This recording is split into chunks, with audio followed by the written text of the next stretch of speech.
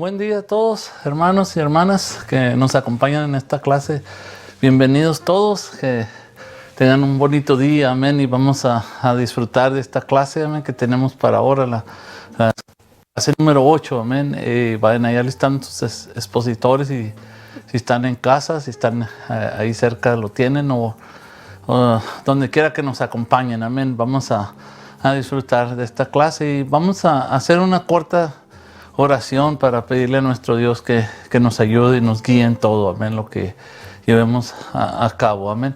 Padre, te damos muchas gracias, Señor, por permitirnos disfrutar, Señor, de la libertad que nos has dado, Señor, de poder disfrutar en este momento de tu palabra, Señor, y nuestra oración es que sea tu Espíritu Santo que nos ayude a cada uno a entender, Señor, y sobre todo a atesorar, Señor, a recordar, mi Dios Padre Celestial, todo lo que nos quieras enseñar este día, mi Dios Padre. En el nombre precioso de Jesús te doy gracias por cada uno de mis hermanos, hermanas que se conectan, Señor, a través de este medio, Señor. Gracias por todos los que trabajan para que se pueda llevar a cabo, Señor. En el nombre precioso de Jesús te damos gracias, Señor.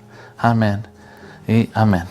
Muy bien, mis hermanos, pues tenemos como tema trimestral es en busca de los propósitos divinos.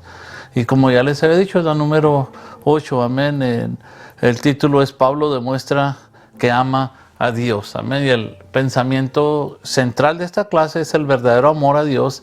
Se expresa con un desprendimiento total de lo que uno más estima a fin de conocer y servir mejor a Cristo. Y luego tenemos el texto que sobresale en esta clase, que es, se encuentra en Filipenses capítulo 3, versículo 7.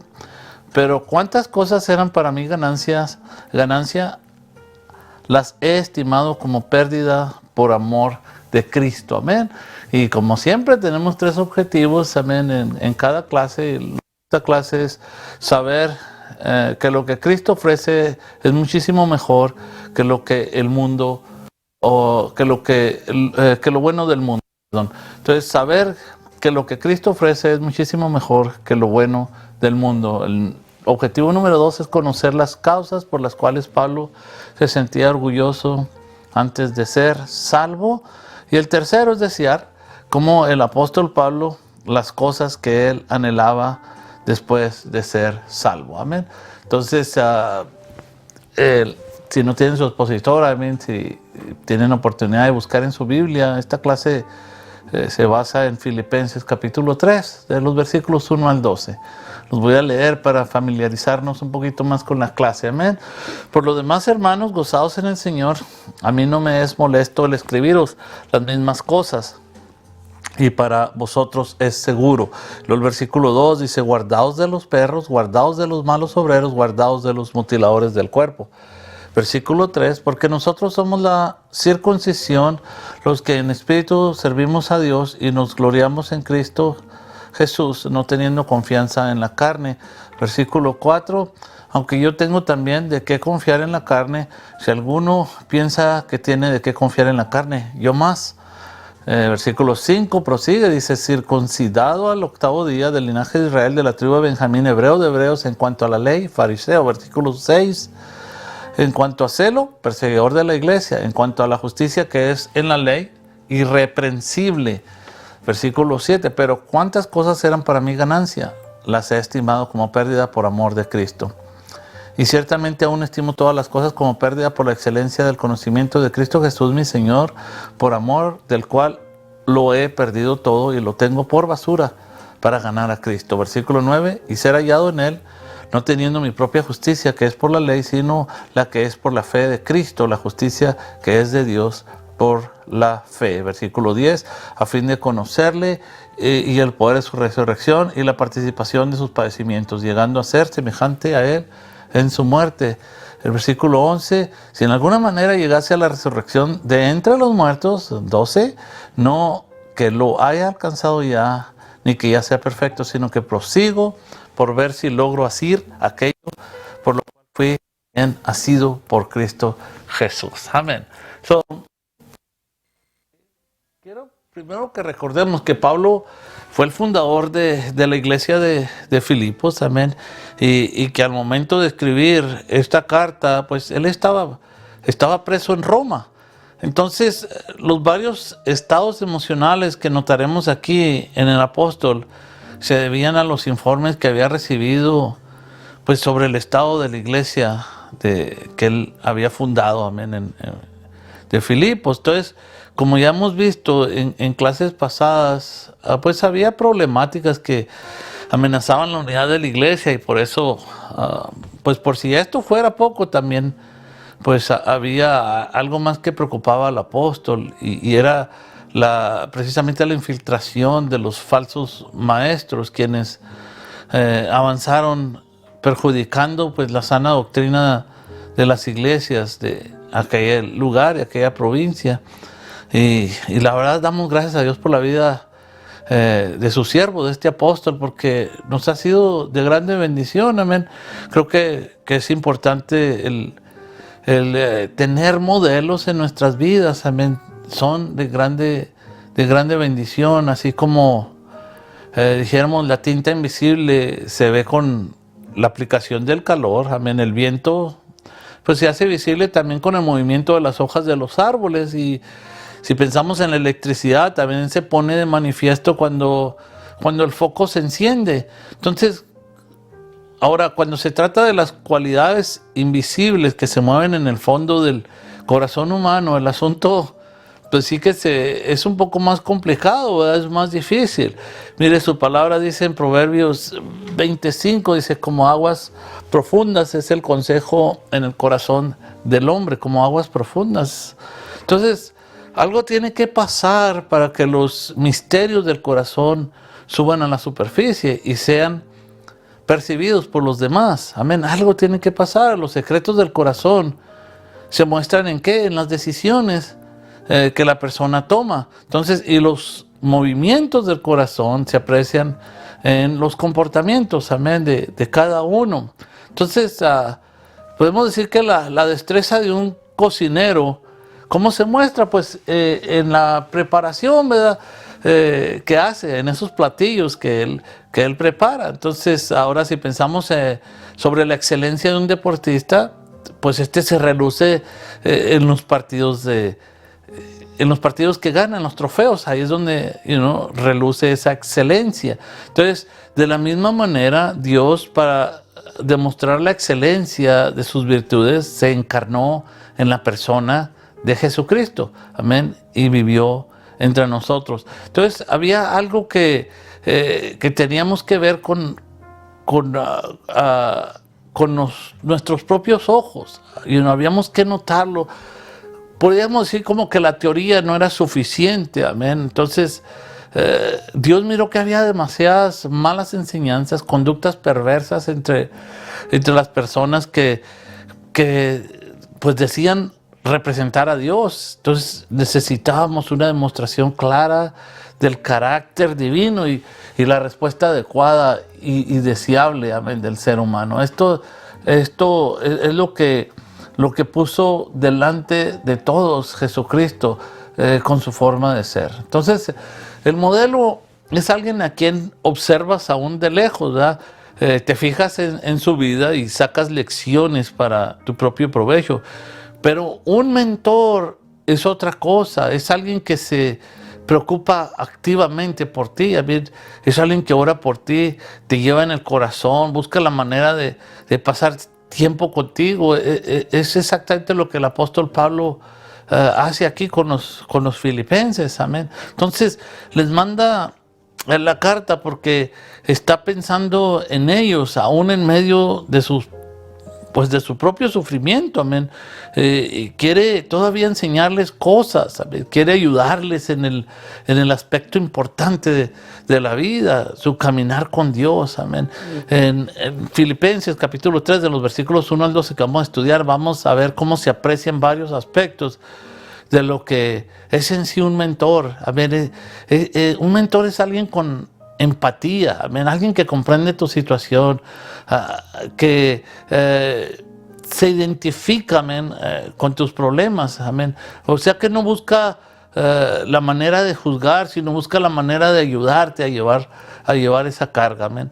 Entonces Pablo les llama, vemos que les llama hermanos muchas veces y transmite que solo pues busca su bien espiritual, amén. En otros lugares les llama amados míos, en otros les llama hermanos míos o amados, deseados, les llama mi gozo, mi corona o corona mía, amén. Entonces Pablo anima a que nos acerquemos a Cristo, amén. Cuando Pablo dice gozaos en el Señor, el énfasis no está puesto en el gozaos, sino en el Señor, amén. Entonces es una exhortación a que recuerden lo grande que es el Señor y cómo el Señor puede ser una fuente de satisfacción en medio de cualquier situación. Por eso cuando los primeros discípulos oyen a Juan el Bautista, ¿qué hacen? Pues siguen a Jesucristo. ¿Por qué? Porque el buen mentor produce ese mismo efecto, amén. Muy bien, entonces vamos a ver nuestro primer punto, que son las advertencias de Pablo a la iglesia. Y el primer inciso, que se cuiden de los falsos ministros. Amén. Voy a leer una vez más los versículos 1 y 2 del capítulo 3 de Filipenses. Por lo demás, hermanos, gozaos en el Señor. A mí no me es molesto el escribiros las mismas cosas y para vosotros es seguro. Versículo 2, guardaos de los perros, guardaos de los malos obreros, guardaos de los mutiladores del cuerpo. Muy bien, aquí Pablo no se estaba refiriendo obviamente a los animales cuadrúpedos o los meantes en sí, como les llama la palabra en el Antiguo Testamento. Y lo podemos comprender mejor el pensamiento de Pablo si retrocedemos en la Biblia y nos dirigimos a la profecía de Isaías, que pronunció advertencias contra los profetas falsos en su tiempo. Entonces leemos en Isaías 56:10 que dice: sus guardianes son ciegos, todos ellos son ignorantes, todos ellos son perros mudos que no pueden ladrar, soñolientos, perezosos, aman el dormir. Entonces aquí Isaías también estaba advirtiendo a su pueblo contra los profetas falsos que estaban intentando reconfortar al pueblo, diciéndole a la gente que las cosas iban bien, que todo estaba bien, que no había ningún problema, que estuvieran tranquilos, en vez de corregirles y advertirles del inminente desastre que les esperaba. Entonces, aquí Isaías llamó a los profetas, a esos falsos profetas, los llamó perros mudos. Y la razón es porque no hablaban, no enseñaban la realidad tal como era. Aquí les llama perros a quienes no declaraban públicamente todo el consejo de Dios. Entonces, tenemos el mismo peligro en nuestra sociedad, donde les gustaría oír mensajes que los hagan pues sentirse bien, donde no se les hable de su condición pecaminosa y mucho menos del infierno que les espera, sino se apartan de sus malos caminos. Es un terrible peligro querer consolar a personas de cualquier congregación. Por eso es precisamente lo que a ellas les gustaría. ¿Ven? Eso es lo que buscan muchas veces, es lo que quieren encontrar en la iglesia. Tiempo atrás tuvimos un miembro que dejó de atender a la iglesia y me hizo una llamada, su última llamada por el teléfono, y me dijo que yo nunca le transmití mensajes de consuelo y estímulo. Más adelante me di cuenta que en sus actividades de negocios pues no actuaba siempre con ética. En realidad algunos todavía se quejan de él, y pues sinceramente él no necesitaba mensajes de consuelo y estímulo. Él lo que necesitaba era precisamente mensajes de advertencia, y pues eso era lo que no le gustaba. Entonces, miren, se los voy a exponer de esta forma. Digamos que usted se siente enfermo, amén. Al principio, pues, el Tylenol o cualquier otro medicamento le ayuda un poco para controlar el malestar, pero con el paso de los días usted nota que su salud va decayendo, va empeorando. Entonces decide ir al médico, un buen doctor que le recomiendan, quizás un poco sencillo, pero siempre un doctor de confianza, alguien que es directo, alguien que no anda con rodeos, pues después de hacer algunos exámenes que le pide que se siente y lo mira a los ojos, amén, y le dice que efectivamente está enfermo y que su enfermedad pues es cáncer. Entonces el doctor le dice que qué es lo que hay que hacer. A ver, hay esperanza, esta enfermedad es curable, y que se ha hallado a tiempo, amén, y que hay que empezar entonces a atacar aquel cáncer hasta remitirlo, amén. No hay que esperar, es algo grave y si no se atiende rápido, pues como cualquier otro cáncer, amén, se puede desparramar, se puede transmitir al resto de los órganos y acabar pronto con la vida. Entonces, la pregunta es, ¿qué crees tú que harías? ¿Le creerías a ese doctor que sabes bien que te está diciendo la verdad? Todos los síntomas coinciden con el problema. Entonces, ¿qué harás? ¿A buscar otro médico? ¿O crees tú que vas a escuchar a este doctor? Ir a otro médico, pues quizás te va a decir lo que tú quieras oír, y lo que no te preocupes, que no es nada grave, que tienes que hacer una dieta, pastillas naturales, y bueno, hay algunos por ahí que todo lo arreglan con un ajuste en la espina dorsal y esto y lo otro, hasta el cáncer ahora ya según ellos. Esto es un problema grave. En la época de Isaías había muchos profetas falsos que estaban en sí pues consolando a la gente, cuando debían haber estado advirtiéndola, atendiendo ese problema con el único pero eficaz remedio. Por eso es que fueron comparados con perros mudos, porque un perro ovejero está constantemente en actitud de alerta ante el peligro. Entonces, si un león, vamos a decirlo así, un oso puede, pues decide atacar el rebaño, el perro lo que hace es ladrar como si se hubiera vuelto loco, man. Y si puede, pues guiar, empujar al rebaño para llevarlo a un lugar seguro. Entonces, el perro advertía sobre cualquier tipo de peligro, pero los profetas falsos no pronunciaron ninguna advertencia. Así le sucede a muchas iglesias en la actualidad, que están en la misma condición, que están instaladas en la comodidad, que están instaladas en la abundancia, en la prosperidad, en tomar las cosas con calma y en pasarlo bien. Ojalá y que alguien dentro de cada una de esas iglesias empiece a ladrar un poco, amén, a advertir un poco, amén. Pablo advirtió en este pasaje de Filipenses 3:2, guardaos de los perros, es decir, cuidado con aquellos que están constantemente consolando, constantemente estimulando y no están exponiendo la palabra de Dios, amén. También dijo Pablo, guardaos de los malos obreros. Este es otro grupo que en realidad abusaba de ellos, o sea, no eran personas honestas. Y añadió, guardaos de los que mutilan el cuerpo, amén. Aquí se estaba refiriendo a los legalistas, aquellos que estaban intentando obligar a los cristianos a cumplir la ley de Moisés para obtener la salvación, amén, y pues para vivir una vida de santidad, amén. Estos eran los que mutilaban el cuerpo, amén. Entonces, vemos el siguiente inciso, que comprendan que los cristianos son el verdadero pueblo de Dios. Versículos 3 y 4, porque nosotros somos la circuncisión, los que en espíritu servimos a Dios y nos gloriamos en Cristo Jesús, no teniendo confianza en la carne, aunque yo tengo también de qué confiar en la carne. Si alguno piensa que tiene de qué confiar en la carne, yo más. ¿Qué quiso decir Pablo con nosotros somos la circuncisión?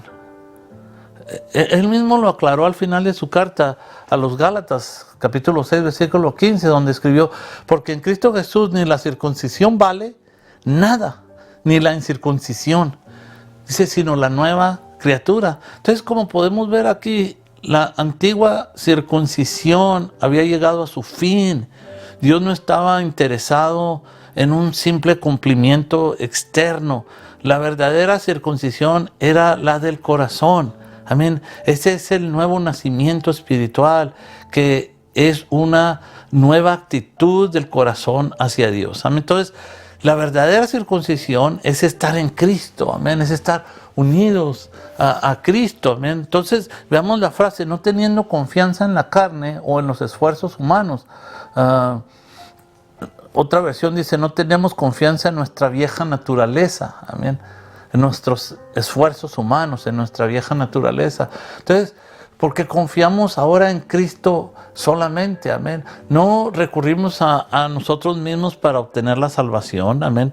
Ni podemos vivir la vida cristiana con nuestra vieja naturaleza. Entonces, podemos vivirla con Cristo en nosotros solamente, amén. El problema es que estos legalistas seguían a Pablo en sus viajes misioneros, amén. Y después de que él se iba de un lugar, entonces ellos se encontraban con los creyentes, amén, insinuando que ellos que eran nuevos, convertidos, que Pablo, les decían que Pablo no tenía antecedentes adecuados en el judaísmo como ellos tenían. Le acusaban a Pablo de predicar lo que predicaba, o sea, que por ser ignorante, decían que por eso pues él había fracasado en estar a la altura de los requisitos de la ley. Entonces, Pablo aquí se dispuso a responder a esas insinuaciones en el versículo 4. Dice, aunque yo también tengo de qué confiar en la carne, y si alguno piensa que tiene de qué confiar en esfuerzos humanos, dice yo más. Entonces Pablo aclaró que nadie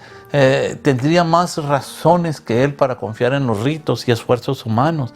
Él estaba dispuesto a comparar su propia vida religiosa con la de cualquier otro hombre, sabiendo que podía estar a la altura e incluso superarlo. Amén. Entonces, después el apóstol procedió a enumerar 7 elementos de conducta en los cuales confió en otra etapa de su vida y que constituían una religión en todo el sentido de la palabra. Si alguien podía haberse salvado por medio de la religión, Saulo de Tarso habría sido ese hombre. Amén. Para esto vamos a ver entonces el siguiente punto. Pablo antes de y después de ser salvo. Amén. Vamos a ver entonces el primer inciso, un judío legalista. Y luego comienza en el versículo 5, circuncidado al 8º día, del linaje de Israel, de la tribu de Benjamín, hebreo de hebreos, en cuanto a la ley, fariseo. En cuanto a celo, perseguidor de la iglesia. En cuanto a la justicia, que es en la ley, irreprensible. Miren, mis hermanos y hermanas que me acompañan en esta clase, estas son cosas acerca de las cuales muchos hoy en día se enorgullecen. Amén. La pastora Marta ha abundado bastante sobre estos problemas. Amén. Mucha gente cree que con el tiempo que tienen en cierta congregación eso es todo lo que necesitan. Pero la verdad, ninguna de estas cosas que nos enorgullecen muchas veces nos pueden salvar. Y quiero que las examinemos una por una. Número 1, circuncidado al 8º día, dice aquí. Amén. Este era un rito básico en el sistema mosaico, amén, como todos sabemos. O sea que lo que está diciendo es que en el 8º día sus padres lo llevaron al templo, ¿verdad? O a la sinagoga. ¿Para qué? Para que fuera circuncidado. O sea que aquí está aclarando el apóstol que tenía unos padres piadosos, amén, que le crearon de acuerdo con las normas de la ley de Moisés. Recordemos que nuestro Señor Jesucristo también tuvo unos padres piadosos que también lo llevaron al templo para circuncidarle. Entonces, sería como decir que alguien que nació en un lugar, en un hogar cristiano, tiene ventaja sobre otro que no nació en un hogar cristiano, ¿verdad? Como que esto lo pone en ventaja para aceptar la dádiva, para aceptar la salvación, o para recibir, mejor dicho, la salvación. La verdad no. Quizás lo único que pudiéramos decir, amén, digamos que si estos dos se toparan en alguna escuela bíblica como estudiantes, pues diríamos, o podemos decir que aquel que nació en un hogar cristiano le lleva cierta ventaja, ¿verdad?, en conocimiento por haber escuchado desde pequeño la palabra de Dios, amén. Pues claro, aprendió en la escuela dominical desde pequeño, ¿verdad? Pero Pablo aquí, podemos decir que en ese aspecto tuvo esa ventaja. Él pudo decir de sí mismo, ¿verdad?, circuncidado al 8º día, lo cual pues indicaba que tuvo también unos padres fieles en su fe. Pero sin Cristo en la vida de la persona, nada de esto sirve absolutamente para nada, amén. Ni antes, ni ahora, amén. Entonces, la número 2 dice del pueblo de Israel. Ok, ahora ¿de qué está hablando aquí? Probablemente algunos de los judaizantes pues eran mestizos. O sea, ¿qué quiere decir? Pues nacidos ya sea de madre judía y de padre de otra raza, amén. Pero Pablo no lo era. Él era de la raza israelita, amén. Entonces, no había conseguido la ciudadanía por naturalización tampoco, sino que él había nacido en el país, amén, de los dos padres. Entonces creemos que cualquiera hubiera podido comprobar su genealogía, ¿verdad? En el templo de aquella época, ¿ven? No había otra forma, era así como se manejaba. Entonces, Pablo tenía una genealogía, podemos decir, unos antecedentes tremendos, y sabía además a qué raza y pueblo pertenecía, amén. Número 3, de la tribu de Benjamín. Amén. Ahí está otra cosa. O sea que era israelita y también de la tribu de Benjamín. Eso fue como decir que pertenecía a la mejor familia. Amén. Benjamín había sido el hijo favorito de Jacob. Amén. Raquel había dado a luz a Benjamín al morir y le llamó hijo de mi aflicción. Amén. O sea, Benoni. Pero Jacob le cambió el nombre. Amén. Y le puso hijo de mi mano derecha. O sea, Benjamín.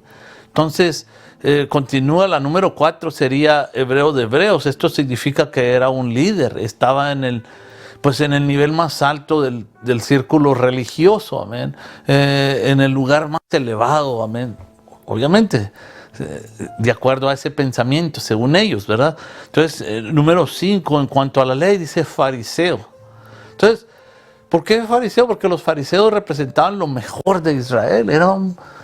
Podríamos decir, era un partido religioso político, amén. Y su objetivo era establecer el reino, amén. Se adherían a los principios fundamentales, creían en la integridad de las escrituras, de las sagradas escrituras, creían en los ángeles, creían en la resurrección y en los milagros. Entonces, también eran extremadamente nacionalistas en su posición política, amén. Algo que ciega a muchos aún hoy en día. Y luego podemos mencionar la número 6, en cuanto a celo, dice perseguidor de la iglesia. Pablo creía que cuando perseguía a la iglesia estaba haciendo la voluntad de Dios, amén. Los otros fariseos se quedaron tranquilos cuando habían logrado sacar a los cristianos de Jerusalén, pero Pablo todavía estaba decidido a dar con ellos, a ver, en cualquier lugar del mundo. Ese era precisamente su propósito cuando se encaminaba hacia Damasco en el día de su conversión. Amén. Número 7, en cuanto a la justificación que se basa en la ley, dice irreprensible. Ahora observemos que él no dijo que estaba sin pecado. Amén. O que era perfecto. Dijo que era irreprensible, o sea, intachable, amén. En Romanos capítulo 7, versículo 7, el apóstol Pablo nos contó su historia diciendo, pero yo no conocí el pecado sino por la ley. Y lo dice, y tampoco conocería la codicia si la ley no dijera no codiciarás.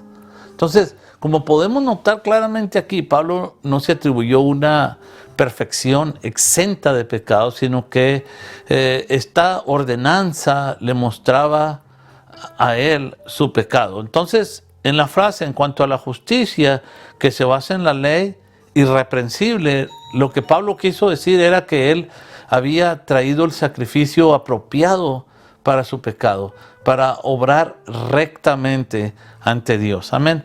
Pablo era sincero, amén, desde el punto de vista de la ley, pues era un santo, amén.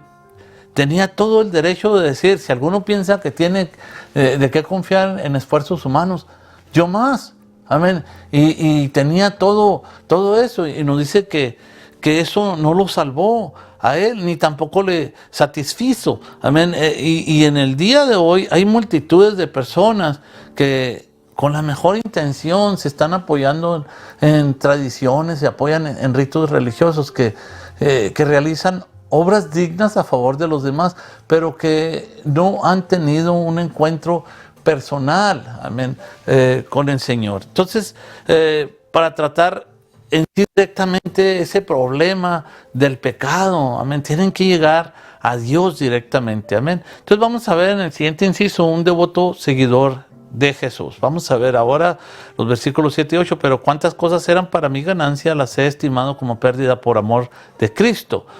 Versículo 8, y ciertamente aún estimo todas las cosas como pérdida por la excelencia del conocimiento de Cristo Jesús, mi Señor, por amor del cual lo he perdido todo y lo tengo por basura para ganar a Cristo. Ah, qué bonito testimonio, amén. Muchos testifican de lo que dejaron y de lo que fueron, más de lo que se deben de enfocar, ¿verdad? Entonces, de lo que son ahora en Cristo. Entonces, todo aquello que se centraba aquí en el carácter y religión de Pablo parecía una lista, la verdad, impresionante de crédito, vamos a decir, y realmente lo era en el plano humano, amén. Pero repentinamente todo ello se convirtió en un débito, amén, o sea, en un cargo, y dejó de confiar en esas cosas porque tuvo un encuentro con Cristo, amén. Le había odiado antes y se dirigía hacia Damasco para perseguir a sus seguidores, amén. Pero entonces aquel que se encontraba en el lado débito, el lado de los cargos, se desplazó al haber, donde se encuentra el saldo positivo, y Pablo depositó, amén, toda su confianza en Jesucristo. Entonces, hermanos y hermanas que me acompañan en esta clase, en realidad cualquier conversión a Cristo es prácticamente una revolución, amén, porque las cosas que antes se consideraban ganancia, ahora se convierten en una pérdida, amén, y lo que antes se consideraba una pérdida, ahora se convierte en una ganancia, amén. Esta transformación lo pone a usted al revés y al derecho, lo coloca en una posición totalmente diferente. Eso es lo que significa la conversión, amén. Entre los versículos 7 y 8 existe una pausa de tiempo, amén. No sabemos cuánto tiempo transcurrió, pero creemos que el periodo se extendió por toda la vida de Pablo, desde su conversión hasta el tiempo en que él estaba escribiendo esta carta, amén. Había ido a sus viajes misioneros y en ese momento se encontraba en una prisión en Roma. El versículo 8 que leímos dice, y ciertamente aún estimo todas las cosas como pérdida por la excelencia del conocimiento de Cristo Jesús, mi Señor. Por amor a Él lo he perdido todo y lo tengo por basura para ganar a Cristo. Mire qué hermosa forma de testificar del cambio del poder de nuestro Dios. Amén. La conversión de Pablo no fue simplemente la experiencia de un momento. Amén. Hay muchas personas que piensan que usted puede dirigirse hacia el altar o simplemente pasar hacia adelante donde se encuentra el predicador. Amén. Repetir una oración o sentir bonito y que ya está, eso es todo. Pero la verdad es que la conversión es algo que permanece con usted, amén. No es simplemente una experiencia de solo un momento, amén, aunque ocurre en un momento de tiempo, pero continúa por toda una vida, amén. Y la satisfacción no es una gran experiencia emocional. La satisfacción es un andar, un caminar diario, amén, dependiendo de Dios. Entonces Pablo dijo que desde el momento de su conversión, él vivía para Cristo, había sufrido la pérdida de todas las cosas y Jesucristo era su pensamiento principal, amén. Y las cosas que él solía considerar más valiosas, ahora las consideraba como si fueran basura, como si fueran estiércol, amén. Y como podemos ver, prácticamente decía que estaba tirando a la basura todas las cosas en las que confiaba. Amén, eso es lo que estaba diciendo. Amén, ahora confiaba en el Señor Jesucristo y solamente en Él para la salvación. Hay muchas personas que necesitan perder su religión, amén, y encontrar a Cristo Jesús como lo hizo Pablo. Él estaba tan revolucionado que lo que había sido una posesión querida y valiosa fue olvidada en un bote de basura. Amén. Vamos a ver ahora el punto número 3, los deseos de Pablo. Ser hallado en Cristo, versículos 9 y 10. y ser hallado en Él, no teniendo mi propia justicia, que es por la ley, sino la que es por la fe de Cristo, la justicia que es de Dios por la fe, a fin de conocerle y el poder de su resurrección, y la participación en sus padecimientos, llegando a ser semejante a Él en su muerte. Primero quiero que veamos la frase, y ser hallado en Él, o sea, y ser hallado unido en Él, amén, no teniendo mi propia justicia. Su propia justicia, como Él nos lo dijo muy claramente, era la de la ley, amén, es decir, el guardar la ley, amén. Por ejemplo, él podía jactarse del hecho de que guardaba el día sábado, vamos a decir uno de ellos, y el nuevo Pablo, tiempo después de su conversión, miren lo que escribe a Colosenses, diciéndoles que nadie os juzgue a vosotros por lo que coméis o bebéis, o con respecto a días de fiesta religiosa, de luna nueva o de reposo. Entonces, la frase mi propia justicia se refiere a una justicia legal. Amén. Y Dios ya ha declarado en Isaías 64:6 que toda nuestra justicia humana es a la vista de Dios como trapos de inmundicia. Amén. Dios no acepta cosas de esa naturaleza que pueden compararse a la ropa sucia. Sin embargo, Él está aceptando a pecadores impuros, amén, y Él es quien los puede limpiar, amén. Pablo había renunciado a reclamar o a atribuirse algún mérito por toda su justicia propia, amén. Cuando un pecador se acerca a Cristo, lo hace como en bancarrota, amén, en estado de ruina total, amén. No puede ofrecerle nada, no trae absolutamente nada, viene con las manos vacías, amén, como un mendigo, amén. Y por otra parte, pues Cristo lo tiene todo, amén, y se lo ofrece al pecador, amén. Mis hermanos y hermanas, que este versículo penetre en nuestra, forme parte de nuestro pensamiento, ser hallado unido a Él, no teniendo mi propia justicia que se basa en la ley, sino la que se adquiere por la fe de Cristo, la justicia que procede de Dios y se basa en la fe. Amén. Ahora, la frase importante aquí es por la fe. Esa es la única forma en que podemos obtener esa justicia. Usted no puede trabajar para conseguirla, tampoco la puede comprar, y mucho menos la puede robar. Simplemente tiene que creer en Él. Amén. Entonces veamos ahora la frase, la justicia que procede de Dios. Esta justicia está disponible para el pecador, amén, por cuanto Cristo murió en la cruz y resucitó de los muertos, fue para nuestra justificación. Entonces, Dios ni siquiera puede soportarnos en nuestro estado no regenerado. No somos atractivos para Él. El mismo hecho de que Él nos llamó y se entregó por nosotros es la declaración más asombrosa que jamás se haya hecho, amén. Y como resultado somos aceptados, amén, por el amado Hijo de Dios, amén. Y en el versículo 10 dice, a fin de conocerle y el poder de su resurrección y la participación de sus padecimientos, llegando a ser semejante a Él en su muerte. Amén. Algunas personas tienen la impresión de que ser salvo por la fe significa que no hay ninguna motivación para la conducta y las obras. Piensan que si una persona es salva por gracia, debe querer decir, figurativamente hablando, que se puede sentar y quedarse tranquila sin hacer absolutamente nada. Y esto es una terrible mentira. La fe que salva es una fe que lo pone a uno en movimiento. Amén.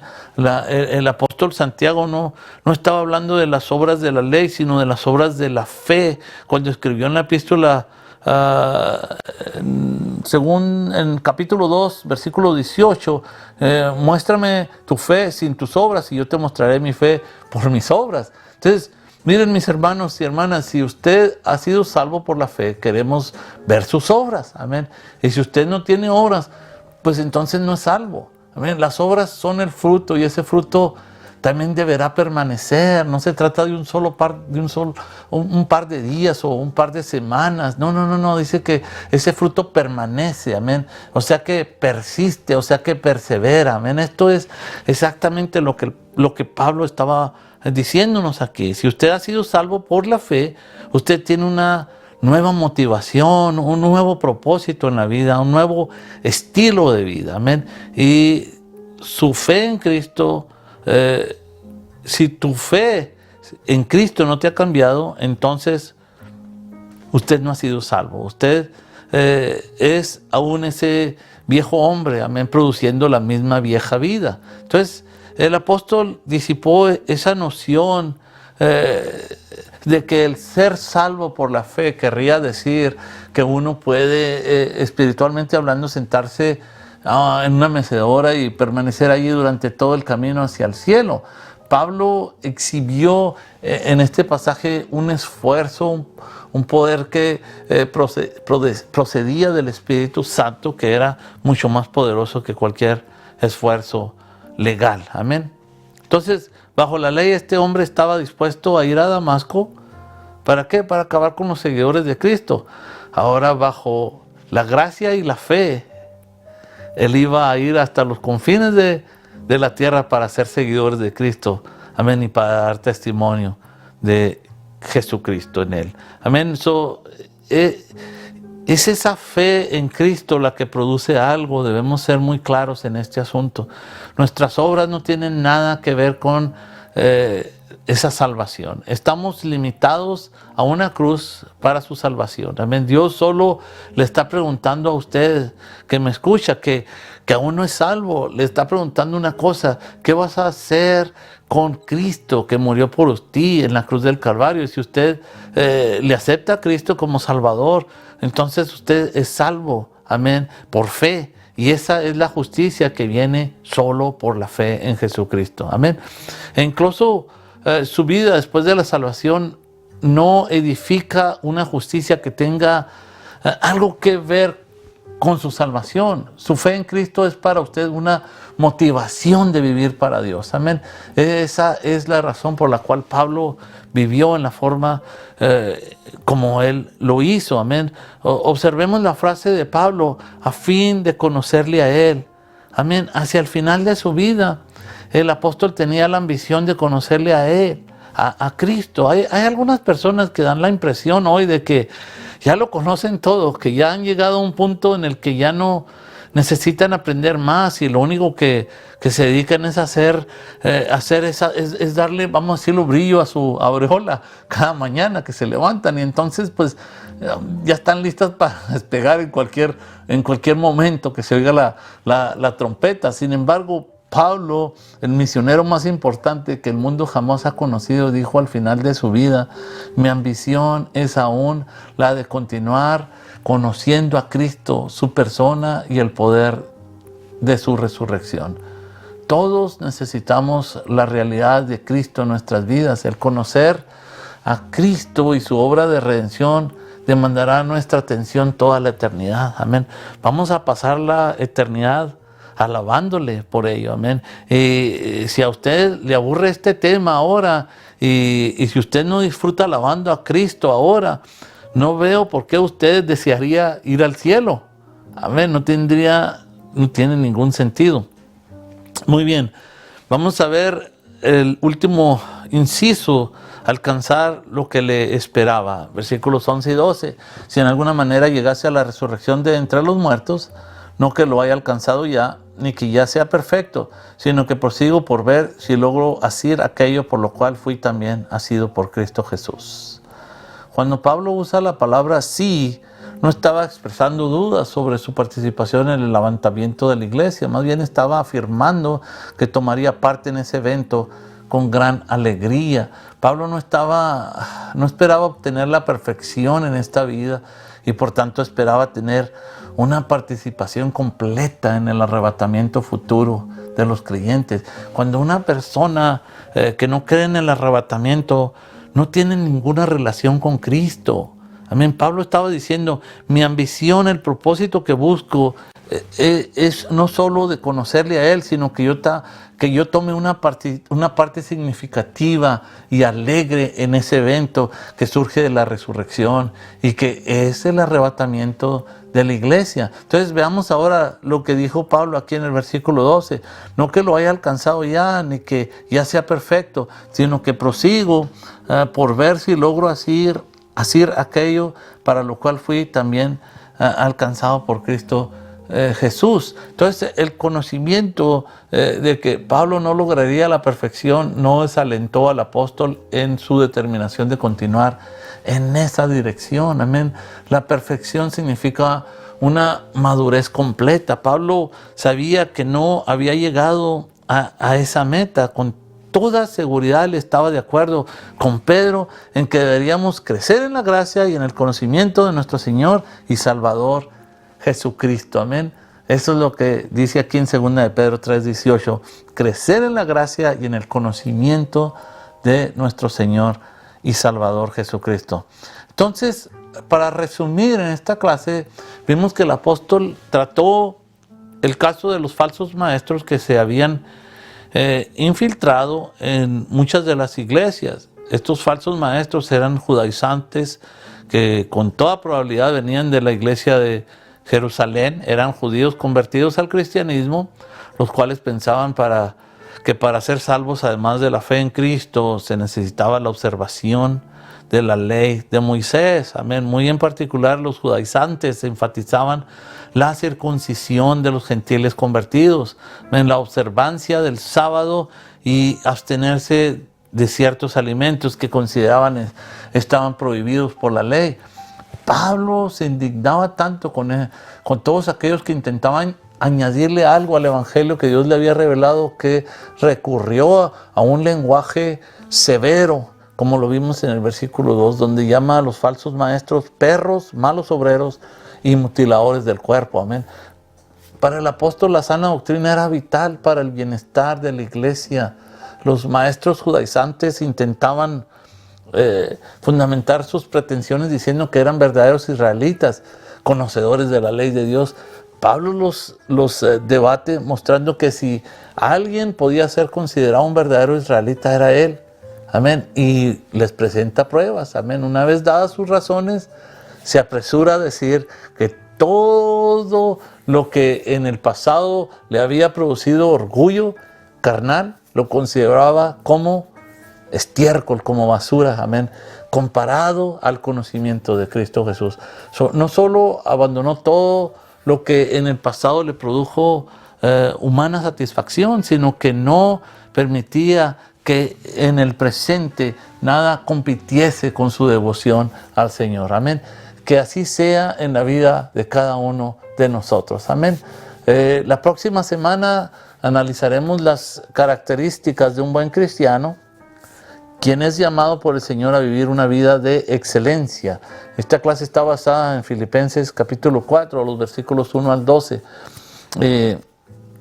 Y esta clase la estará dando nuestro hermano Panchito, que ya está también de regreso con nosotros. Bueno, me despido y muchas gracias por su atención y nos vemos en la próxima semana.